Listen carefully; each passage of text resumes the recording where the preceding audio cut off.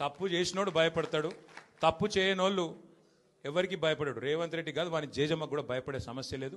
ముమ్మాటికి ఒకటి మాత్రం పక్కా, ఈ కేసు ఇంతటితో మేము వదిలిపెట్టాం. నా క్యారెక్టర్ అసాసినేషన్కి బాధ్యులైన రేవంత్ రెడ్డిని ఆయన తొత్తులుగా పనిచేస్తున్న పోలీసులు కొంతమంది, అందరినీ కాదు, కొంతమంది పోలీసులు ఎవరైతున్నారో ఆయన తొత్తులుగా, ఆయన అడుగులకు మడుగులతో పనిచేస్తున్నారో వాళ్ళని నేను కూడా వదిలిపెట్టను. ఎందుకు వదిలిపెట్టను? ఎందుకంటే నా వ్యక్తిత్వం హననం చేస్తూ ఉన్నారు. లేని లింకులు అంటగట్టి, లేని రంకులు అంటగట్టి, నాకు ఇష్టం ఉన్నట్టు ఎవరెవరో యాక్టర్లకు లింకులు పెట్టి చిల్లర రాజకీయం ఏదైతే చేస్తున్నారో ఈ విషయంలో నేను మాత్రం వదిలిపెట్టను. మీరేదో ఇవాళ ముఖ్యమంత్రి హార్వర్డ్కి పోయిండు, ఆడ వచ్చిరాని ఇంగ్లీష్లో ఏం నేర్చుకుంటుండో ఏం వచ్చిండో కానీ ఆయన వచ్చే వరకు టైంపాస్ చేద్దాము అని చెప్పి మీరు డ్రామా చేస్తున్నారు. మాకు తెలుసు, ధారావాహికలాగా నడుపుతా ఉన్నారు. మాకేం ఇబ్బంది లేదు. మీరు ఎన్నిసార్లు పిలిచినా వస్తాం. ఎందుకంటే చట్టాన్ని గౌరవించే పౌరులం, తప్పకుండా వస్తాం.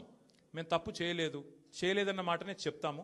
మీరు ఎన్ని రకాల డైవర్షన్ గేమ్లు ఆడినా మేము మాత్రం అర్జునుడి కన్ను ఎట్లయితే ఆనాడు తన గురి మీదనే ఉండనో అట్లే మా గురి మొత్తం కూడా ఈ ప్రభుత్వ అసమర్థత మీద, మీ అవినీతి మీద, మీరు ప్రజలకిచ్చి ఎగ్గొడుతున్న హామీల మీద, యనుమల రేవంత్ రెడ్డి ఎగవేతల రేవంత్ రెడ్డికి ఎట్లా మారిపోయిండో అన్న దాని మీద 420 హామీలు ఇచ్చి ఇప్పటి వరకు 4 హామీలు కూడా నెరవేర్చకుండా ఎట్లా ఈ లుచ్చా పనులు చేస్తున్నాడో వీటిని ఎండగడుతూనే ఉంటాం.